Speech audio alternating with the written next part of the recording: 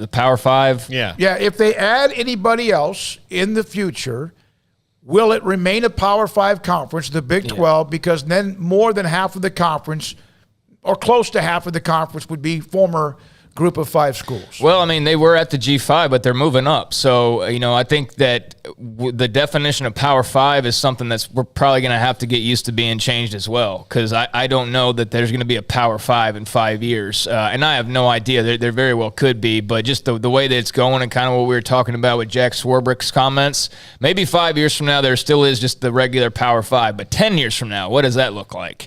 Is it the Power 2 and then the other 3 and then everybody else in the country? Like, that's the big question mark now. I think even bigger than, what is the Big 12 viewed as? I think the Big 12 is going to be viewed just the same as it always has been. Maybe the TV ratings are just slightly less because there's not the, number of Oklahoma and Texas fans, but I think the new 4 schools are going to bring it. I think, a couple years perhaps of having the large league where Texas and Oklahoma are still in, even though I know they probably don't want to do that, and maybe they try to get out of that. But if that does take place and you get like Oklahoma, UCF, and Texas, Cincinnati or whatever for a couple years, I think those would probably pop good ratings. So I think the league is going to be fine. I think it'll remain a Power 5.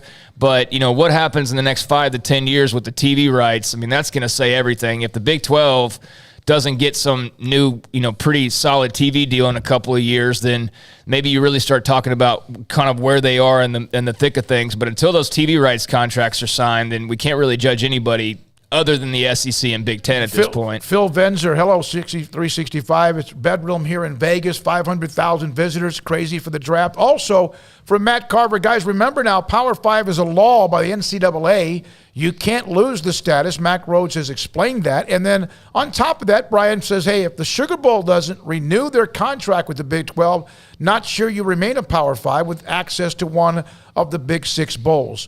And again, these are all just comments, opinions, and thoughts. And then, Mike, when Texas and Oklahoma leave, which remaining school has the best brand, not just for football, but all sports? I would say this, and I know not everybody will agree. I would say right now the best brand, although other sports do very well and others, I would think the best brand would be Baylor because of their basketball programs, both of them. Texas Tech can argue track and field and baseball. Others can argue with wrestling. Others can argue with basketball, like Kansas. Yeah. I'm saying, to me, Baylor right now at this point is one of the best brands right now in the Big 12 with Texas and Oklahoma both inside the conference. I know, and I know what you're saying, and you're being courteous to everybody, but it's the revenue sports. They're the best combo in football and men's basketball, which brings in the money. That's why I mentioned Baylor. Right, and that's why I'm reiterating that, you can say, like, hey, you're great at soccer and you're great at softball, but that really doesn't matter when you're talking about who is pound for pound the best brand of the Big 12. That's my point. And so, I'd say based on what brings in the money, right now it's Baylor, but I do think that there are others. Obviously, Kansas, very strong in basketball. That alone as a brand is worthwhile and has an argument because that's so strong just by itself in one sport. And then, like Tech's doing some good things and Oklahoma State's doing some good things. So right now at this moment, I think you have to say Baylor based on the dual success in those two sports. But there are a lot of others that by the time it rolls around. Even they're bad, like baseball's not doing well. But if they went on a streak, they can still get in the postseason. Even their bad isn't so bad that people are like, oh, my God.